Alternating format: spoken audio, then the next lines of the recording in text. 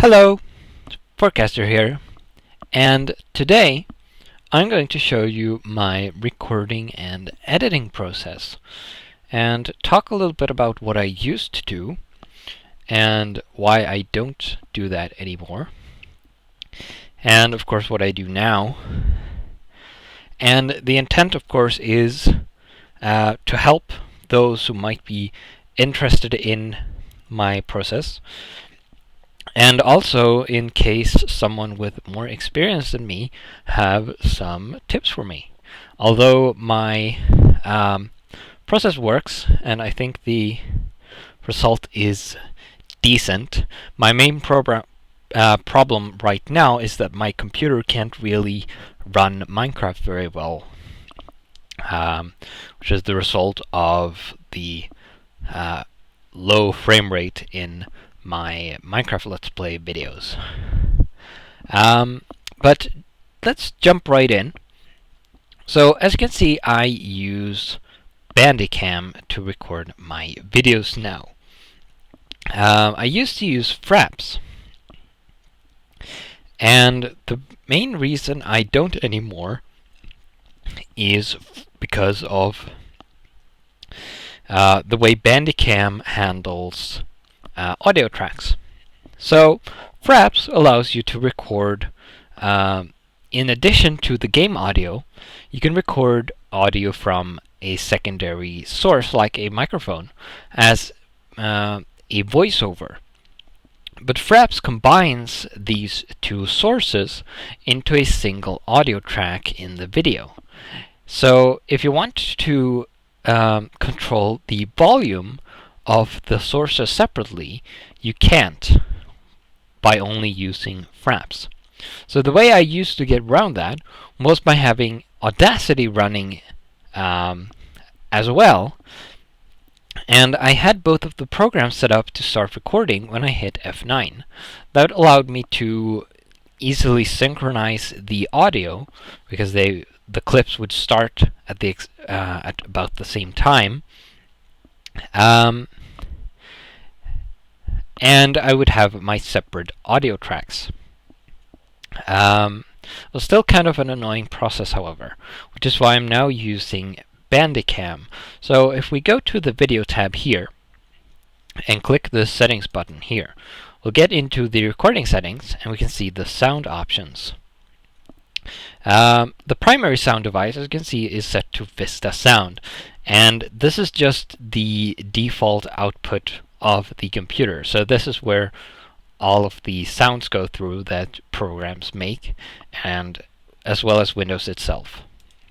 We have the secondary sound device is of course set to my microphone. Now we have a couple of options. We have this option here, and this is what Fraps does basically. It combines these two sources into a single audio track. And that is something I don't want, so I'm not using that, obviously. So Bandicam will be outputting, with these settings, it will be outputting an AVI file. You can also have it output an MP4 file if you like. And this AVI file will have the video, of course, and two separate audio tracks. Now if you use something like VLC, which I use to watch videos on my computer, you can select which audio track to play along with the video, or none at all. Another option, now there's a problem with having the tracks be in the video, which I will explain later. And a workaround for that is this option here. So instead of having Bandicam output a single video file, selecting this option will have it output a video file which only contains the video itself and no audio. It will then output a single wave file per for each sound device. It will, if you have the secondary sound device disabled, it will output a single wave file with the primary sound device, and if you have both, it will output two wave files, one for each. if you have this option selected, it will output a single wave file with these two sound devices combined. So now that I have my video recorded into a single AVI file, I'm going to open my editing program, which I intended to do beforehand, but apparently I forgot to start it. And that is, of course, Cyberlink PowerDirector 13, the 64-bit version. No. So, this is a nice program. It's very intuitive, very easy to use compared to other editing programs, but it's just about as advanced as something like Adobe's program, which I forget the name of. Now, I opened a project here called Let's Play Base, and this is the base template I use for my Let's Play videos, and I've assembled this myself, of course. So we have a placeholder for the intro background, which is a screenshot I take. We have the text that animates in and back out. And we have the intro song, or music, which a friend of mine made for me. We also have the outro backdrop, along with my logo at the end here, already positioned correctly relative to each other. So, to get started, I would import the video file that Bandicam output, and this has the game audio and voiceover in it. However, if I insert this into the timeline like this, and select Insert and Move All Clips, we can see that this has an audio track, and this is the game audio. So if we select this spot is probably just as good as any, and hit play, we can hear the game audio, but we can't hear me talking over the video, the me that was playing right then. And that is because PowerDirector can't access the secondary audio track that is in this clip, at least to my knowledge. So the way I get around this is with this program here called AnyVideo Converter Ultimate. This has a free version. This is the Ultimate version, which costs money, as does Bandicam and PowerDirector, though both of these programs have free versions you can use. So if we import the Bandicam file into AnyVideo Converter, we can see some basic information like its length, the resolution, and the frame rate. And here we can select the audio tracks in this clip. So we can see the primary audio track here, which is the game sound. Then we have the secondary audio track here, which is the voiceover. Then I would select that, and I would choose amongst all of the video and audio formats this can convert into. I'll select WAV file, and then hit Convert Now. It will basically be discarding the video and the secondary or the primary audio track with the game sound, and create a WAV file that just contains the voiceover I selected here. Then I can go back into my editor, and I can import this WAV file and drag it into the timeline, aligning it with the start of the uh, clip. Should be about there. And if we go to the end here now, we will see that the length of these match up perfectly. So I don't have to worry about synchronizing them. I just have to line them at the beginning here, or in the end, really.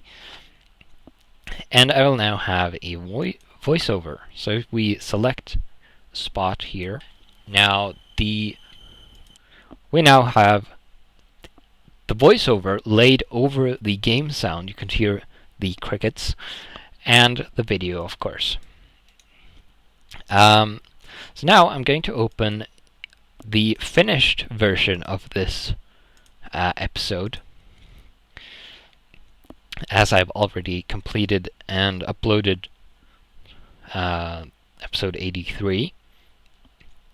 We can see the all of the resources. We have the outro music, intro music, the credit backdrop, the video clip itself, voiceover, the intro background, and the logo at the end here, of course. And we can see the all of the things arranged properly into the timeline here. So we have the intro with the background. It would be higher quality than this in the final render, of course, because the preview has a lower quality. We have the outro credit text inserted here. We have the outro music, which comes from OC Remix. And for this, I always have to lower the volume significantly for this music, because it's extremely loud for some reason. I lower it by about 12 decibels to make it more along the lines of my own voice here and the game sound. And I think there have been a couple of times when I've forgotten to do this, which I apologize for if you had to listen to that, or if you were surprised by that at the end of the video. But yeah, so the last step is, of course, to render the video. And you go into Produce, and then wait a minute for it to load. Sometimes it takes a while. And I would select QuickTime, because I render in QuickTime format. I would select Full HD, which is the resolution I record at, 30 frames per second, which the gameplay isn't always, unfortunately. But I don't render on this computer. I actually send the resources and the project file to a second computer I have here, and open it there, and render on that computer instead. And the reason for that is because it's a lot quicker at rendering. Not really because it's more powerful than this one, but because it doesn't do anything else. So there's resources to spare for rendering. I would then upload the video to YouTube as a private video, set up the information, the title, description, and the recording date and such. So we can close this, and we can close this. So, beyond recording, editing, and uploading videos, one of the biggest challenges to running a channel and building and maintaining an audience is maintaining a schedule. Now, this might not be the most important thing, but people like being able to know when they can expect content from you, and if they like your content, they will want to have it at a regular interval. So maintaining a schedule can be pretty important. Uh, so I have a pretty tight schedule currently, where I publish one video every other day at 1 p.m. And it can be tricky to actually publish the videos on time. And the most obvious way of doing this, of course, is to go to the settings page for the video and manually set its privacy status to public, which will publish the video. However, this isn't very practical because you're not always going to be able to be at a computer at that specific time. Sometimes you're not going to be at a computer at all.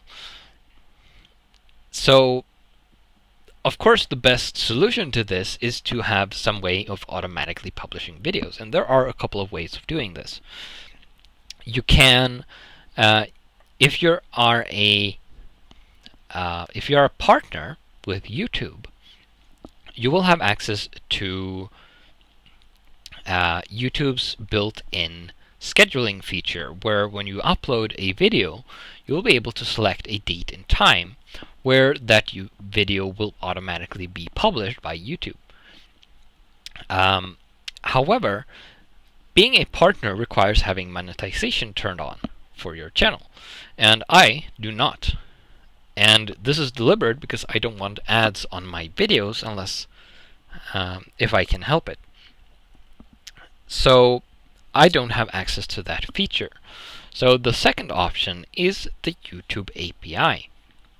So what I've done is I've written a script that will connect to the YouTube API and authenticate with my account, and it will be able to automatically set specific videos to public according to a schedule I define.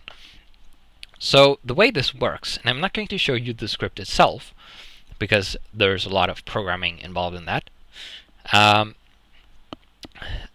but I have a database that contains the videos, and this list is generated from that database, of course.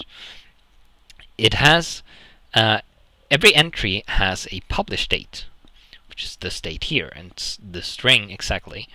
So the script is run every day at 1 p.m. by my server, and it will send a request to the database for any entry that has its publish date set to the current date, current day, month, and year. And if there isn't any, the script won't do anything. It will just say, no videos to publish today, I'm not going to do anything, and then nothing will happen until the next day.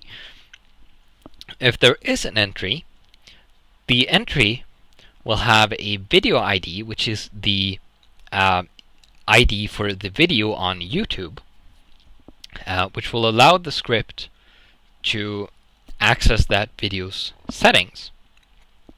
And it will change the privacy setting of the video from private to public, which will publish the video. It will then update the stage and status depending on if it succeeded or not in updating the video. It will advance the stage to publish, and if it succeeded, it will set the status to 1, which will be, it will say OK here in green. Now a minute later, a second script will run, which is completely different from the publishing script. It will again request any videos of today's date from the database, and it will check if it receives a video. It will check if that video was successfully published. So we'll check that the stage is in the publish stage, which is stage 5, I believe. And it will check that the status is 1. That script will then announce that the video has been published to specific IRC channels on Esper.net. So all videos are announced to the Railcraft channel, because that's one of the channels I help run. And then, depending on which tags the video has, the video will be announced to one of these 3 channels here. So if the video has this tag, it will be announced to the Buildcraft channel. If it has this tag, it will be announced to the Pneumaticraft channel. And if it has this tag, it will be announced to the OC channel on Esper.net, of course. If it has none of these tags, it will only be announced to the Railcraft channel.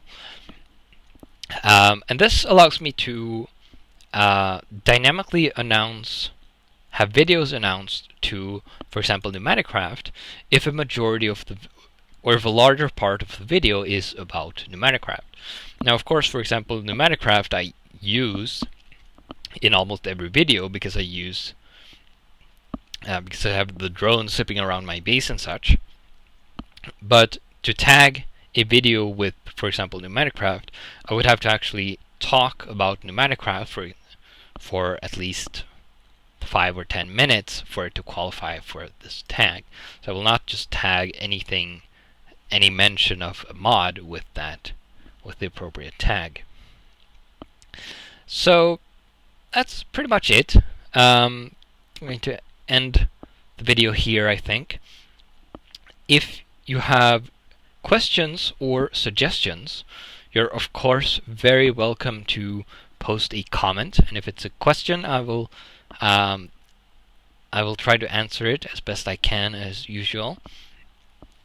I'm not sure if I'll make a separate video on the actual script or not, because it might be interesting to some people to see how the YouTube API works.